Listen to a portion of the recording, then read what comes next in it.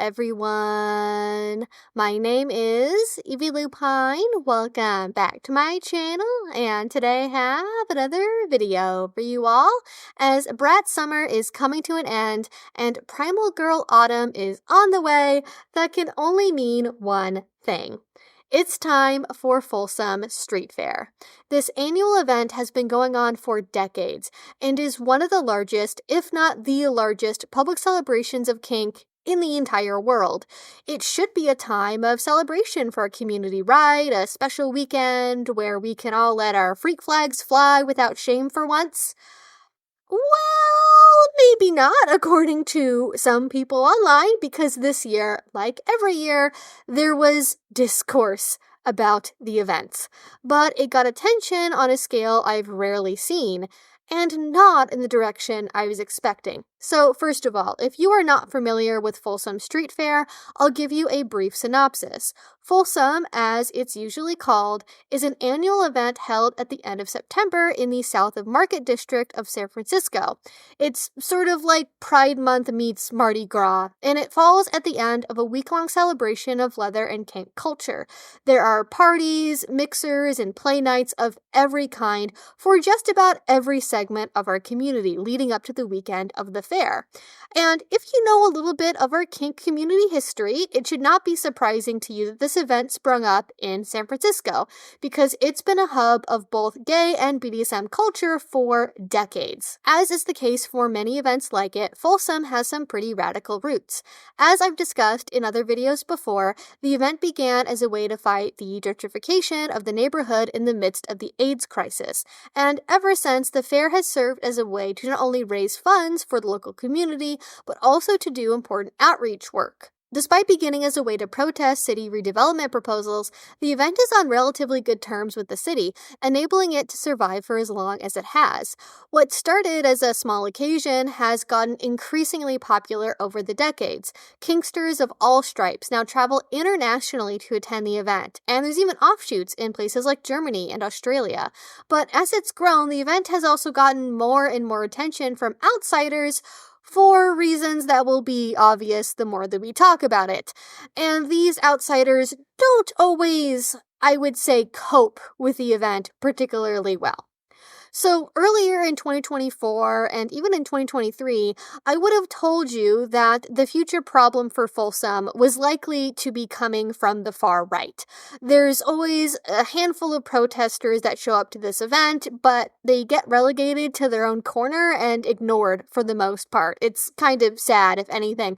But as the BDSM world has gotten more attention from the likes of people like Libs of TikTok and Matt Walsh, I was worried that they, or one of their followers, might try something at the next fair. You know, put Matt Walsh in a wig and harness and hope no one notices a giant camera following him around as he tries to do investigative journalism about the big, scary gay sex party with harnesses. At least at the time of writing this, that seems to have not happened, at least not this year. So instead, no, the theme of the latter days of the year of our Lord 2024 seems to have continued. The issues came not from the far right, but from fellow LGBT plus people. Again, because why else would anything different happen? Now, I'm not going to name who started all of this discourse because, frankly, it doesn't really matter, but essentially what happened is over on Twitter, they said, quote, "At a BDSM street fair, and I may be realizing that I find sex incredibly gross, actually. And you know what? As an asexual person, I kinda get that. Maybe a little odd to figure that out at the giant public nudity event, but, you know, we all come by things in our own time. It's totally okay to be sex repulsed. It's part of the spectrum of human experience." So then, what was the big deal? One random person figuring out via Folsom that they think sex is icky is sort of whatever. Well, you see, they kept tweeting and tweeting and then tweeting some more, and oh my god, the tweets would just not stop. And with each one, this thread got more and more attention until nearly 7 million people saw it. In order to preserve all of our sanities as best I can, I'm going to summarize. The thread of tweets was mostly being penned live during the event and took the form of a journal-esque stream of consciousness. One moment, the author would be lamenting how much sexual shame they feel. The next, they'd be screeching with joy over a cockatoo on a leash. A tweet about how, quote, a crowd of hairy leather-bound dudes with flaccid isn't really my sexuality, nor my aesthetic, would come just a few minutes before one about how delightful a public act of anal fisting was. They'd complain that no one was dressed up enough and that everyone else was being tacky, whilst they were proudly wearing a shirt that I can only describe as a 90s Olive Garden waiter Halloween costume. I have never experienced in my life the kind of whiplash that I felt while reading these tweets. And that is the only way I can describe how it felt to read it in real time without just showing you everything.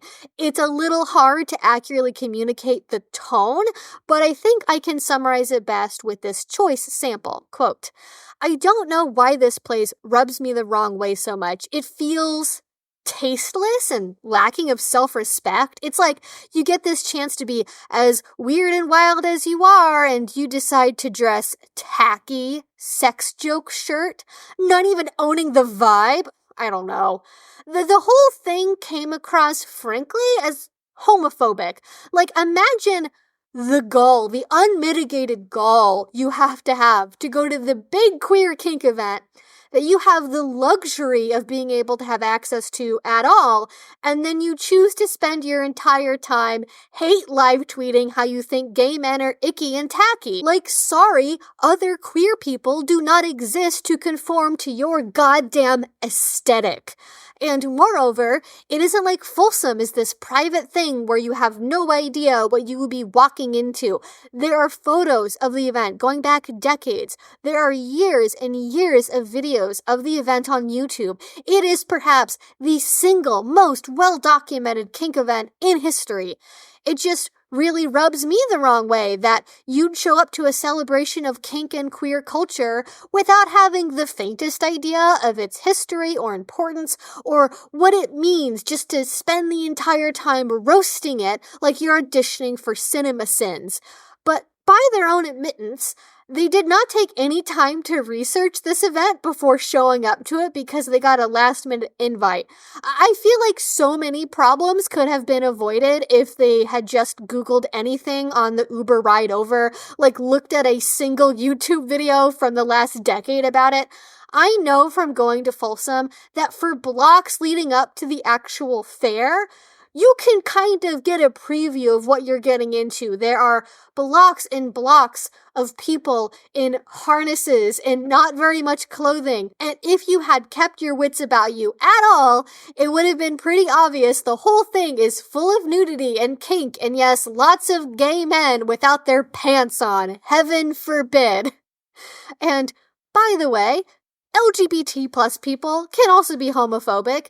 This particular individual, from what I can tell, does not identify as queer, but is trans. And trans people can be homophobic or biphobic or racist or anything else for that matter. You do not get a pass to say weird stuff about gay men at the event they started in their neighborhood because you're a member of the Alphabet Mafia. And in particular, I would like to call out the weird dissonance with finding flaccid cocks repulsive, but being actively excited whenever they're in the middle of performing a sex act you happen to enjoy in public. Contrary to popular belief, Folsom is actually not supposed to be a public sex event. Nudity, yes. Sex, no. The website has very clear rules against it. Things like water sports flirt the line, but I guess not everyone knows that. But don't tell the poster about this because I guess the only thing that this event really has going for it is gay men having sex they like in broad daylight. There's voyeurism, and then there's treating people like they should be your dancing puppets. I also found it a little odd that the poster was fixated on just gay men being there in the first place. The way they tell it, it's an outdoor event of 99% gay men in sex pun t-shirts, and frankly, how dare you call out "what's the safe word" like that? Who But no, really. I mean, I have been to Folsom. This shirt, I got it at Folsom. And as an ace queer woman, I can tell you that not everyone there is a gay man. Like, I am not the only queer woman who goes to Folsom.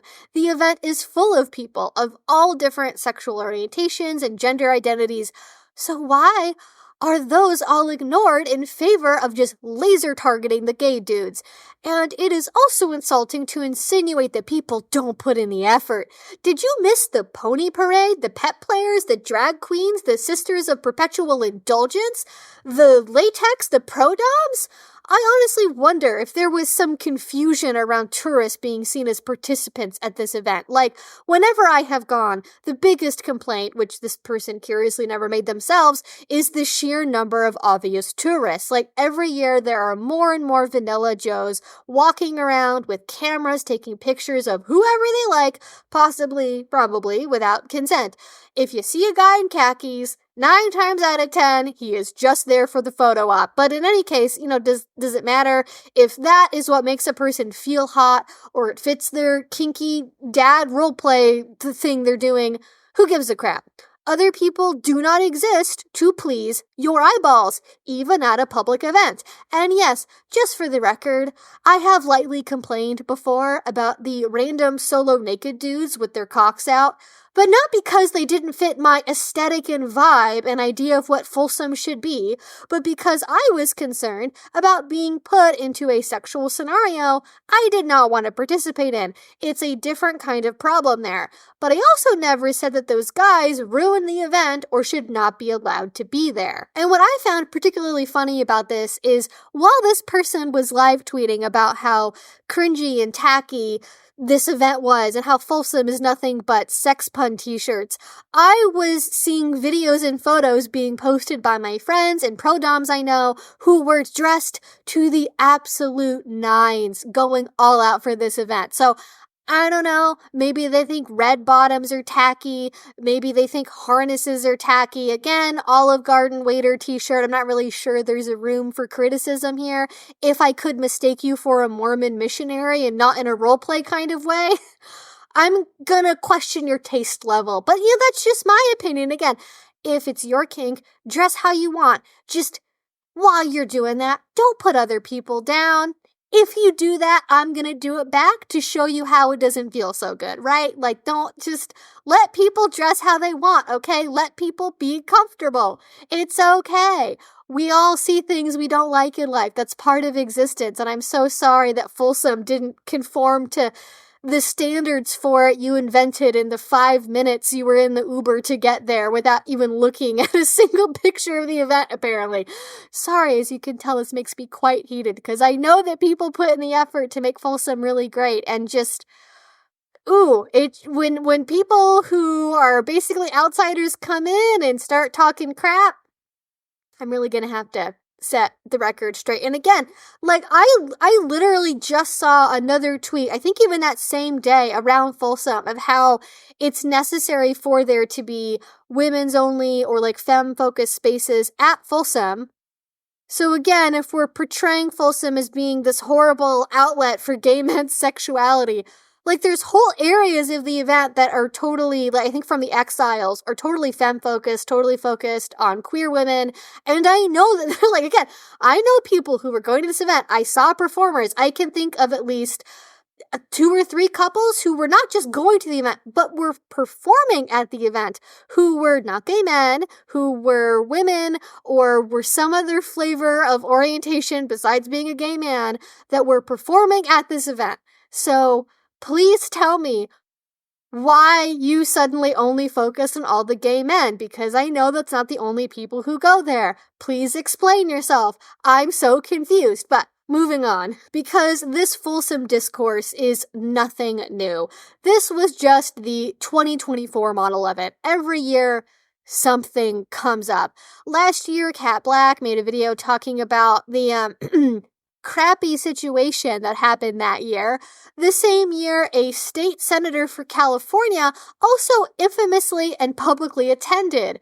In 2021, BuzzFeed wrote an article about a photo featuring a solo woman in the midst of a bunch of gay men at the event that has gone viral since 2018. In 2016, vanilla photographers got annoyed that activists started to tell them that they should ask for consent before taking photos at the event. Most of these situations do not end up with their own Know Your Meme page, however, and I've almost never seen these conversations leave the kink community.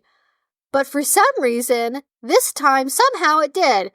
I've mentioned time and time again how in the last year, I have felt very alone as a polyamorous queer kinkster. It seems like no one who isn't at the intersections of all those identities themselves is willing to stick up for us.